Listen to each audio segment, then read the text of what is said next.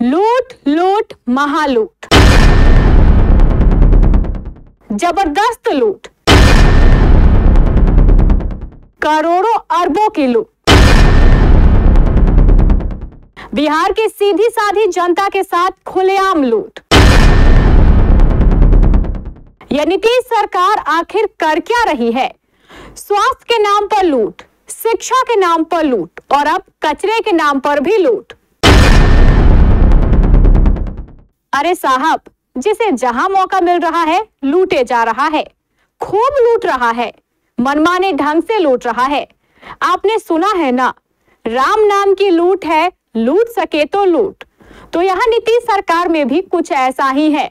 जितना चाहो उतना लूटो, भरपेट लूटो। पहले स्वास्थ्य के नाम पर लूट, शिक्षा के नाम पर लूट और अब कचरे के नाम पर भी लूट। नीतीश सरकार ने सफाई और कचरा प्रबंधन के नाम पर पूरे बिहार में करोड़ों करोड़ रुपए की योजना शुरू की। बड़ी बड़ी बातें हुई, कई दावे हुए कि अब बिहार साफ सुथरा और स्वच्छ दिखाई देगा। योजना का नाम रखा गया लोहिया स्वच्छ बिहार योजना। अब इस योजना के बारे में थोड़ा विस्तार से जान लीजिए। नंबर 1, हर पंचायत में एक कचरा प्रबंधन प्लांट बनाया गया, लागत 7.5 लाख। नंबर 2, हर पंचायत में 2-2 डस्टबिन दिए गए, सूखे कचरे के लिए और गीले कचरे के लिए।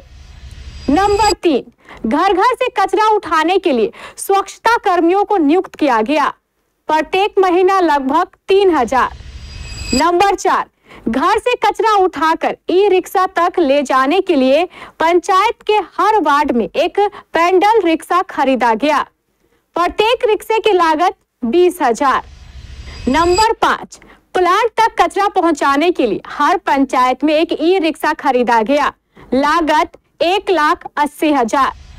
नंबर 6, पंचायत के स्वच्छता कर्मियों की निगरानी करने के लिए एक पर्यवेक्षक नियुक्त किया गया, वेतन 7,500 रुपए महीना। नंबर 7, पूरे प्रखंड में सभी पर्यवेक्षकों पर नजर रखने के लिए एक ब्लॉक कोऑर्डिनेटर की नियुक्ति की गई, लगभग 25,000 रुपए महीना। नंबर 8, अंत में कचरे की रिसाइकलिंग के लिए एक प्रखंड में एक कचरा रिसाइकलिंग प्लांट लगाया गया, लागत लगभग 10 लाख। अब आप एक प्रखंड की लागत भी जान लीजिए। अगर लाखों डस्टबिन को छोड़ दे तो एक प्रखंड की लागत स्वच्छता कर्मियों, पर्यवेक्षक और ब्लॉक कोऑर्डिनेटर के मासिक वेतन का खर्चा लगभग 6 लाख रुपए महीना। अगर एक प्रखंड में 15 पंचायत तो पैडल रिक्शा की कीमत 3 लाख, ई रिक्शा की कीमत 1,80,000, कचरा प्लांट की लागत 1,12 लाख और कचरा रिसाइकलिंग प्लांट की लागत 10 लाख और इसमें प्रखंड में बांटने वाले हजारों डस्टबिन की लागत जोड़ दी जाए तो प्रत्येक प्रखंड में स्वच्छता मिशन की लागत कई करोड़ रुपए हो जाती है। साथ में प्रत्येक माह खर्च होने वाला लगभग 10 लाख रुपए अलग। इस तरह अगर एक जिले की लागत निकाले तो यह खर्चा कितना होगा, इसका गुना भाग आप खुद कर लें। देखा आपने इस योजना में कितने तामझाम है, बड़े बड़े दावे हैं, साथ में बिहार स्वच्छ का सपना। लेकिन क्या आपको पता है इन करोड़ों के खर्च के बाद वास्तव में इस योजना की सरजमीन पर हालत क्या है? आप सुनकर चौंक जाएंगे। जनता के करोड़ों अरबों खर्च करने के बाद इस योजना की भी वही हालत है जो उप स्वास्थ्य केंद्रों की हालत है। हमारी केबीसी की टीमों ने जिले के कई पंचायतों में बने कचरा प्लांट का और वहां की इस तथाकथित स्वच्छता योजना के हालात का जायजा लिया। योजना की हालत देखकर हमारी टीम हैरान रह गई। अधिकांश जगह स्थिति चौपट। चलिए आप भी देख लीजिए कुछ नजारे। कचरा यहाँ फेंका हुआ है ना, गाड़ी आवे छे ना हम तो नहीं देखे हैं कचरा फेंकते हुए। यहाँ कभी कचरा फेंका नहीं होता? नहीं, कचरा उठा होता है ना? वो भी नहीं देखे हैं। कचरा प्रबंधन इकाई में कचरा फेंका होता है क्या? नहीं, वो इधर उधर कहीं फेंक देता है, लेकिन यहाँ नहीं सर। क्या कर्मी सब यहाँ पर होगा ना कचरा उठा? नहीं आता है। अभी हम साहेबनगर पंचायत में हैं। यहाँ जयनगर गांव के बाहर में ये जो देख रहे हैं मेरे पीछे में अपशिष्ट प्रबंधन केंद्र इकाई है, इसका जो निर्माण हुआ है लगभग 7,44,250 रुपये से और ये कार्य की प्रारंभ तिथि से बताया जा रहा है कि 3/5/2023 से स्टार्ट हुआ था और 13/6/2023। यहाँ पर है भवन बना हुआ कचरा रखने के लिए, इसमें कचरा रखाता है कि नहीं? कहाँ बाहर में यही देखिए ने बाहर में रखा हुआ है। कहे घर में उतना रूम जो बना है, ये सब में गंदा हो जाता है, आदमी सब घूमता है, ये सब में उठाने भी नहीं आता है, कभी काल आता है। यहाँ तक कि इस कचरा भवन के साथ में मेरे साथ कैमरामैन है, उससे हम दिखाना चाहेंगे कि बताएंगे कि ये देखिए कचरा जो है, ये कचरा भवन है। ये कचरा भवन के पीछे में आप देख सकते हैं कि ये कचरा जो है यहाँ फेंका जाता है। यहाँ मेरे साथ आप देख सकते हैं ये कचरा कहाँ फेंका गया है। कचरा जो है यहाँ फेंकना चाहिए वहाँ नहीं फेंक करके यहाँ फेंका गया है। और जिस तरह से हम लोग कह सकते हैं कि यहाँ जो स्वच्छता का जो ढिंढोरा पीटा जा रहा है, यहाँ नगण्य दिखा जा रहा है। मैं अनिल कुमार सिंह, मनताही, साहिबनगर। इस वक्त मेरी मौजूदगी अहमदाबाद प्रखंड मुख्यालय स्थित ये रिसाइकलिंग स्टोर है, आप मेरे पीछे देखेंगे, जिसमें आपको बता दें कि पूरे प्रखंड क्षेत्र में लगभग 12 कचरा भवन का यानी WPU का निर्माण कराया गया। उसे सरल भाषा में अगर कहें तो कचरा भवन कह सकते हैं, जिसमें से बाकायदा सरकार के द्वारा स्वच्छता कर्मी बहाल किए गए, पर्यवेक्षक बहाल किए गए, डोर टू डोर लोगों के घरों तक डस्टबिन पहुंचाए गए ताकि घरों से कचरा का उठाव हो सके। लेकिन धरातल पर क्या है, इसको लेकर हम स्थानीय ग्रामीणों से जानेंगे। लेकिन उससे पहले ये रिसाइकलिंग स्टोर का मैं आपको तस्वीर दिखा दूं कि ये सारा पूरे पंचायत अहमदाबाद प्रखंड की अगर बात करी जाए तो अहमदाबाद प्रखंड में कुल 12 जगह कचरा भवन का निर्माण किया गया लाखों की लागत से, और वो सारा कचरा उठकर इस रिसाइकलिंग स्टोर में आना था। आप अंदर देख पाएंगे कि एक रिसाइकलिंग स्टोर के अंदर एक उपकरण भी लगाए गए हैं ताकि इस सारे कचरे को रिसाइकलिंग करके उसे बाहर भेजा जा सके। लेकिन धरातल पर क्या है, इसको लेकर हम स्थानीय ग्रामीणों से बात करने का प्रयास करेंगे। देखिए, सरकार तो बड़े बड़े दावा करते हैं, लेकिन हमको लगता है कि योजना उनका एक भी सक्सेस नहीं है। ये जो अभी स्वच्छता पर्यवेक्षक बहाली किया है, स्वच्छता कर्मी बहाली किया है, मैं आपको बता दूं अहमदाबाद प्रखंड में 12 पंचायत है। 12 पंचायत में 12 कचरा भवन बनना था, जो कि आप खुद मुआयना किए होंगे, कहीं कुछ नहीं बना है। सामने मशीन पड़ी हुई है, साल भर से बेसी हो गया उसको आने से। अभी ये हमको लगता है कबाड़ खाना में जाने वाले हैं। नई मशीन है, 10 लाख 15 लाख लागत का मशीन है। के घरों तक जो कचरा वाला गाड़ी होता है, जो कचरे का उठाव करता है, पहुंचता है जी। पहले हल्का पहुंचा था, लेकिन अभी कुछ नहीं पहुंच रहा है। लगभग 1 साल से अभी कुछ नहीं दिखाई दे रहा। स्वच्छ कर्मी का बहाली किए थे, लगभग 2 साल होने जा रहा है। उसको सुचारू रूप से बिहार सरकार द्वारा वेतन भुगतान नहीं किया जा रहा है, जिसके चलते कोताही से सफाई कर्मी लगभग 1.5 साल से कार्य छोड़ दिया है। सरकार बेफजूल का रुपया इसमें पानी के जैसा बहा दिया और कहीं कचरे का उठाव नहीं हो रहा। कचरा उठाने के लिए नहीं आया था। कभी आया नहीं। कितना दिन पहले डब्बा मिला? हुआ 3 साल। कचरा उठाने के लिए कोई आता है आप लोग के यहाँ? नहीं है।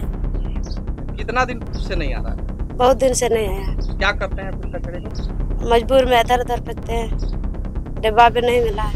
लोगों का कचरा उठाव हुआ? नहीं, कचरा पहला आया करती थी, फिर छोड़ दिया है। अब नहीं उठाता? नहीं उठाता है।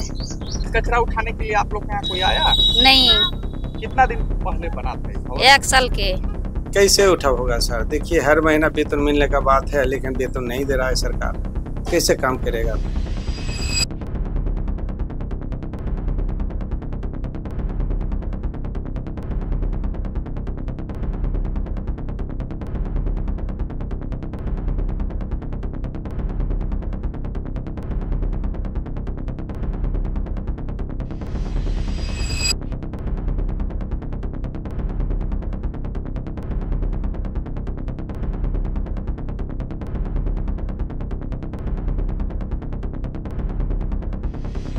स्थानीय ग्रामीणों की माने तो उनके घरों से कचरे का उठाव नहीं हो रहा। हालांकि सरकार के द्वारा कई कर्मी को भी तैनात किए गए।